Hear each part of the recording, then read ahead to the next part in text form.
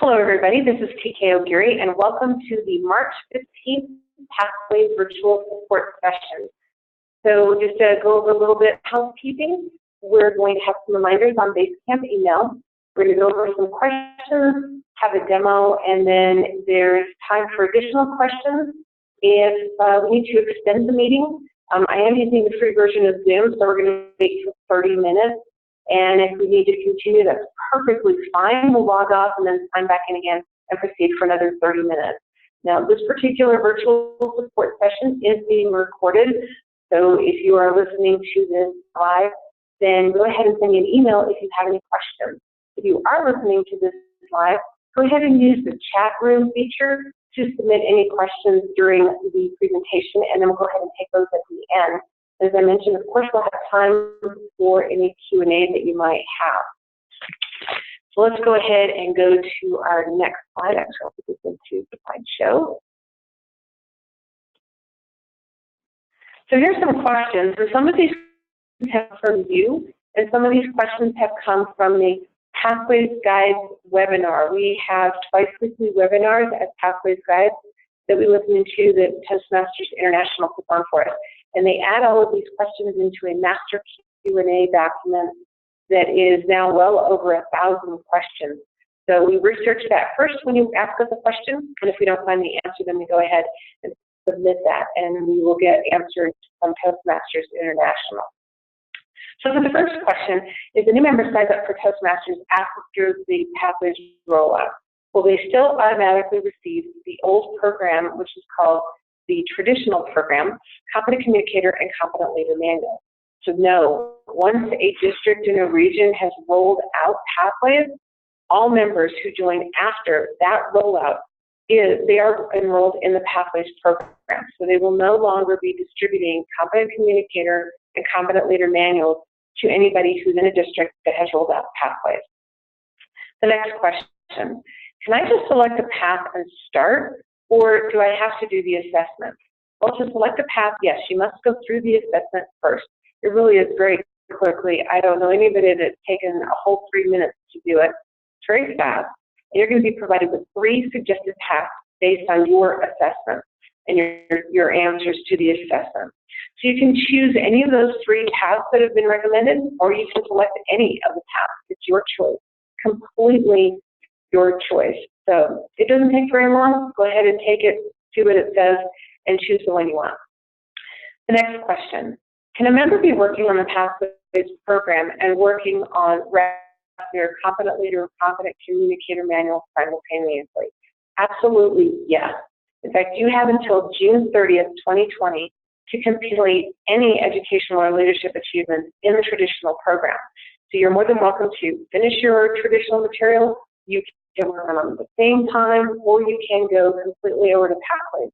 It's all your choice. So what email address is used to send notifications to Basecamp managers?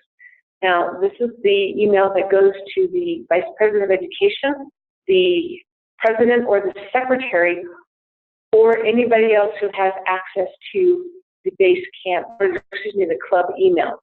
So the Basecamp manager role is fulfilled by the Vice President of Education, backed up by the President and Secretary. So all emails that are sent from Basecamp come from basecamp@toastmasters.org. So that's true for emails that are sent to the Basecamp manager, and as it turns out, as well as those who are sent to members. So members and others will be able to receive, or will receive, communications from Toastmasters International that are Basecamp related. It comes from basecamp@toastmasters.org. And here's an opportunity for the reminder that I mentioned earlier.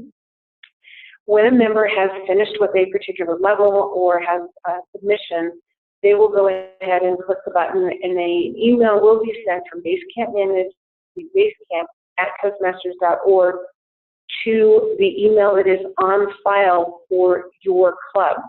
Now, this is, if you're wondering what email, there's the email that shows, if you go to Find a Club on Toastmasters.org and you get to your club, the email that shows there is the email that would be used from Basecamp@toastmasters.org. Several clubs have mentioned that that's the email they use for their Vice President of Public Relations to get any inquiries from the Find a Club. And if you want to have the Vice President of Public Relations or whoever monitors that incoming email and have them forward any Basecamp related emails, that's fine. Just know that the prompt response is the best response to Basecamp, because it might be somebody who's ready to complete a level and start working on the next one. And we want to make sure that those members can do that in as a timely manner as possible. So the recommendation from Toastmasters International is to have an email address that is accessible by all of your officers. And that way you can see what actions have been taken, what email and communication is coming through, and what correspondence is there. And you don't have to worry that somebody's on vacation or a family member's had an emergency or something, so that you have good responsiveness to the member, trusting the person who is getting those emails. All right, the next page. When I and many of my clubs search for our clubs in Basecamp, many of our members are missing in the search results. I know this can be the result of members who select a different club as their home club. However, in my club, everyone is a member of only one club. Does each member have started a path before they show up in the search results? So yes, that's true. Only those members who have selected their path are going to have a profile on Basecamp. And those are the ones where you can search for them. If they're not working on pathways in any educational manner or haven't done the assessment or selected a path, they will not show up. If they have started working, they will then show up. That now should be a not. I'm sorry, I'll make that type of correction. So they will not show up in your search results if they have not yet started working on pathways. Question: how do members find other club members in a search? Such as somebody who's done a speech and you want to provide feedback after they've done the speech. However, the member has selected another club listed as their home club. How do you find them? So this is a good recommendation from Toastmasters National. If you have a member who's a member of more than one club and they give a speech in your club, maybe it's a customary habit to invite that member to select that club in which they gave a speech as their home club immediately following or right at the time they are doing the speech, just the beginning of that meeting, so that they can receive feedback from other club members. And that way they can get all of the feedback that this electronic environment can provide, which is just wonderful. I love that. So do that. Now, for some reason you have some feedback to give to somebody and it's been a while of their speech or something like that, you could ask the member to briefly change their home club to the club that you want to provide the feedback through. So just remember, if a member has selected a home club different from the one you're in, you will not see them on the search and you won't be able to give them feedback. So if they give a speech, ask them to set their home club as that club. Question: do members lose access to pathways if their club is not in good standing? Any member who pays their club dues in a district where Pathways has launched, they have access to Basecamp, just like if you were holding your Competent Communicator manual, and they've got access to the Pathways learning experience. The club standing does not restrict the individual members' access to Pathways. So on the next page. So this one's a multi-part answer, and it's all about the Distinguished Toastmaster requirements specifically for the Advanced Leader Silver. So if a member starts to be an area, division, or district officer in July of 2019, will he get the point for Advanced Leader Silver? If not, can Toastmasters delay the final date for the transition period a little? That way those district officers can apply for their Advanced Leader Silver. And I see we have a typo here. If the Pathways rollout remains on schedule and the last phase rolls out in May of 2018, then the final date to submit an application for the Traditional Education Program Award will be June 30th, 2020, which is the end of the 2019-2020 Toastmasters program year. Now here's the challenge as they ask the question. If you're serving as a club or district leader or as a club coach through June 30th of 2020, you may, and that's may, they haven't said firmly yet, but they may receive an exception to use this as credit toward the traditional education program. It's also submitted on June 30th, 2020. So here's the challenge. You must have completed every single other requirement to be able to receive recognition for that role in the Distinguished Toastmaster, the Advanced Leader Silver. So they're going to be using mentions on a case-by-case basis. We'll be reviewing that. Now note that members who use the role to complete an award, such as ALB or ALF in the traditional program, will not be able to transfer the work to an award in Pathways. So if you are planning to get your Distinguished Toastmaster using the Advanced Leader Silver criteria of completing your district officer leadership role, that has to be the very last thing you do. Everything else by June 30th must be completed. So members who are seeking a Distinguished Toastmaster but are unable to complete all the requirements by June 30th, 2020 could be better served by applying their club and district leadership roles to a Distinguished Toastmasters Award in Pathways.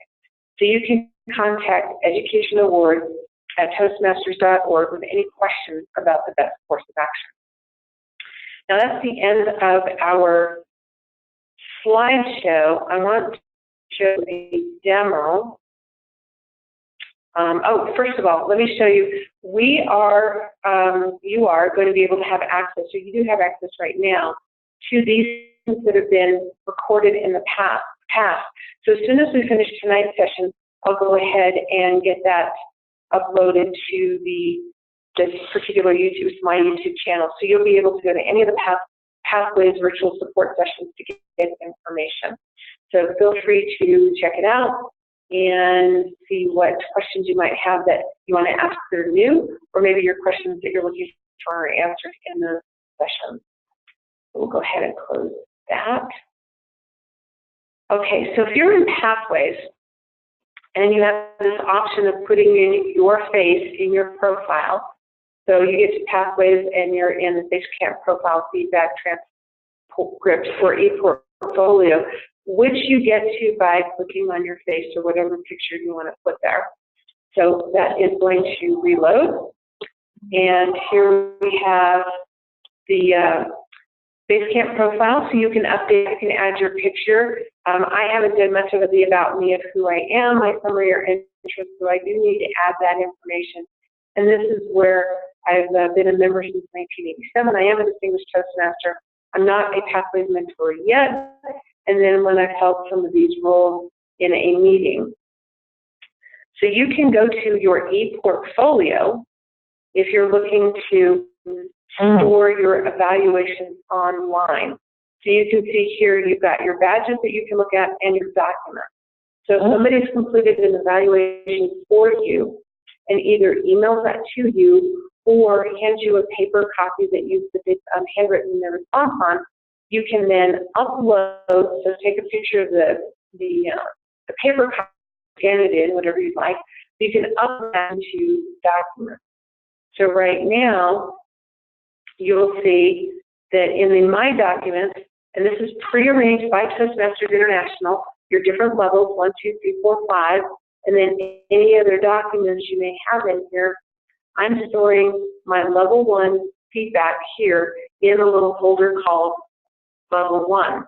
And I have 2 pages in it, and I just went ahead and took a picture with my phone and uploaded the Visionary Leader Icebreaker for the Pathways level 1 activity. And I just uploaded those 2 pages into here. So that's worry about looking for my evaluations. I've got them. And then the other item here, we'll go back one more to ePortfolio, is your badge. So as soon as you go ahead and go through your assessment, you can get a badge that you have activated your path. So I'm in Visionary Communication, and I've activated that path. So I've given the icebreaker, I've completed one of the speeches. Right now my badge total is 1 because I've got that activation award. So that's pretty cool. And then 2 other items in here that are under the ePortfolio is feedback when you give feedback to and from each other. And then there's also a transcript. So let me just show you this.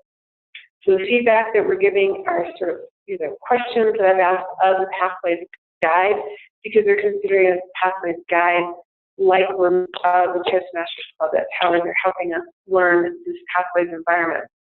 So if I'm going to get feedback or badges, you know, I can go ahead and do that here, and I could go across the environment there.